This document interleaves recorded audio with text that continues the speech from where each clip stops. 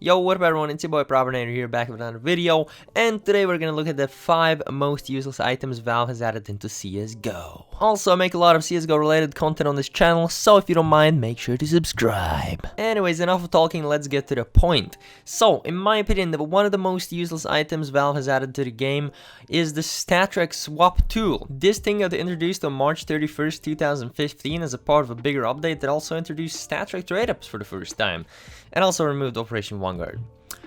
This thing was completely useless since day one. It cost 99 cents or 92 euro cents, and it came as a pack of 2. The main purpose for this item was to transfer already existing StatTrak kills from one weapon to another, and they both had to be the same type of weapon. For example, from one AK-47 to another. What's crazy is that when this was just introduced for the first time, you even had to match the same wear and rarity for the weapon. As far as I know, the only restriction that they have to be the same type of weapon and they have to be the same condition. So if it's factory, both guns have to be factory new. But now it's obviously fixed, but it doesn't change the fact of how useless it is.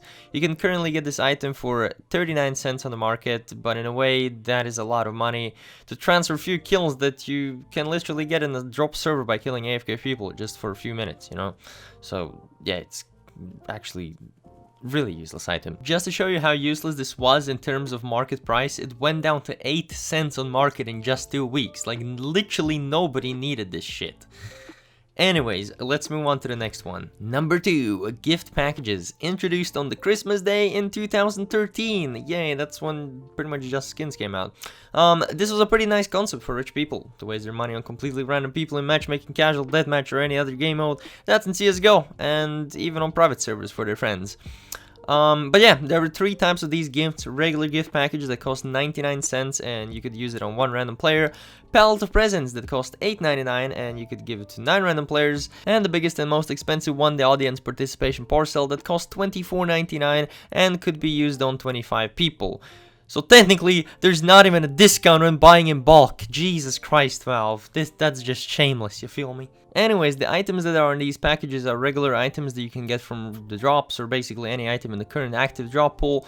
In 2013, this actually was a pretty good deal, since back then the active pool included collections like Vertigo, Office, Mirage, Militia, Alpha, and I'm pretty sure even Assault and Nuke collections that included the Glock Fade and all those nuclear threat weapons, which obviously back then were worth only a few euros, but still, that was way more than if you were to use these packages now, where the best item you can get is M4A1S control panel, or I guess this SG Intergrail is not too bad either.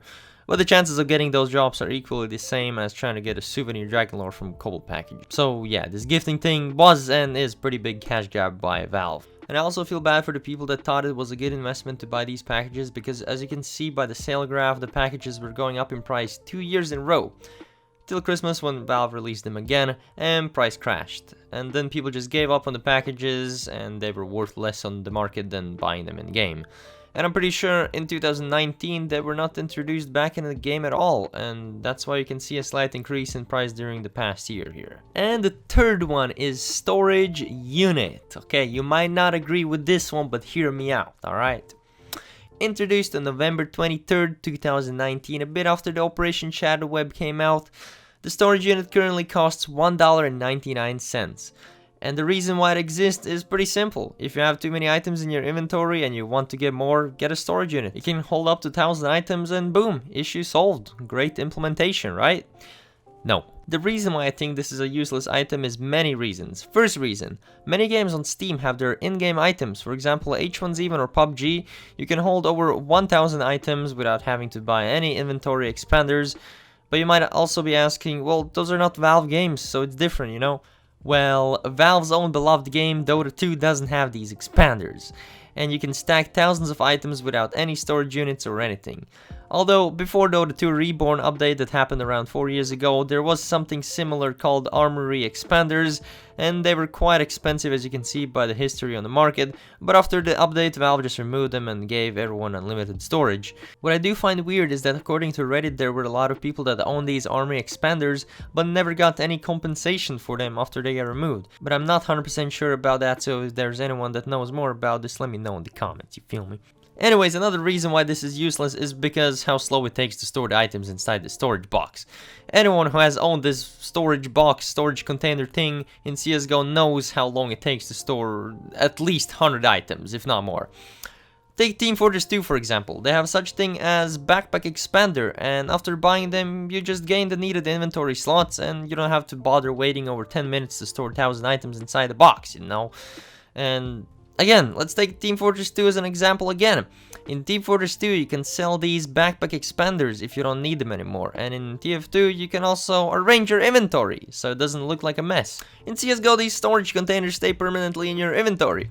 You can move them, you can sell them, and if you for example put items inside the container in hopes of organizing your inventory by taking them out in certain order, nope. The items are just gonna be put back in the same place as they were before. And last reason, I just want to see my items. I have a lot of investments in CSGO that include cases, and it is pretty hard to track the inventory value if you have like 2000 items stored away that you can't even see. So yeah, storage units, they could have been avoided, but since they're in the game right now, there's a lot of improvements to be done to them. Yeah, let's move on. Alright, with this one I feel like a lot of people are gonna agree with me. Number 4, Agent Skins. Introduced with the Operation Shadow Web that came out on November 18th, 2019, you could get these agent skins for a limited time by completing the operation missions. Why this was a cool concept but absolutely useless and doesn't work in CSGO? Well, because CSGO is a highly competitive game that relies on good visibility, and as you might already know, each CSGO map has its own default agent skins, so you can differentiate the models from the map textures so they don't blend in. But since these custom shadowed web agent skins came out, there's been a lot of complaints from the community how these skins are complete pay to win and gives players advantage over others by matching certain type of skins with the textures of the map so you can see them, which Valve tried fixing by changing the lighting of many maps instead of trying to fix the skins itself. Obviously it helped a bit, but there are still a lot of areas on different maps that can be abused if you're using one of these agent skins. And since recently patches came out, which I'm gonna talk about after this, it's pretty certain that Valve will add more agent skins in the future, which will cause more problems, so I'm pretty interested about the future of these agent skins and how Valve will try to balance the gameplay, so they are not overpowered and ruin others' competitive experience. Like, literally, you can't even see the skin yourself, unless you're in the buy menu. So the only use for these are to show off them to your opponents or teammates, who literally don't care about your skins. Like, for real, they don't, then nobody cares, man. And last on the list, agent skin patches. Introduced on February 24th, 2020 as part of bigger update that made some changes to the buy menu UI and some other small fixes. Basically, this was a confirmation for the agent skins that they are here to stay. You can get these patches for your agent skins from a patch pack that costs $1.99 in game. Honestly, there's not much to say about this item because literally, who asked? But yeah, you can apply them on 3 different places on any of your shadowed web agent skins, and yeah, they literally don't change anything. You can barely even see them in game. The only good use for these patches I've seen is trainwreckstv using them as an RNG way of telling which case he should open, because most of the art displayed on these patches are from operations, and as you all know, all of the operations except Payback came out with a case. But yeah, that's about it. Thank you so much for watching. If you made it through the video, I appreciate it a lot. And you can also feel free to tell me in the comments your opinions on these items, if I'm wrong, if I'm right. And yeah, remember to like this video and subscribe, and I'll see you in the next time. Later!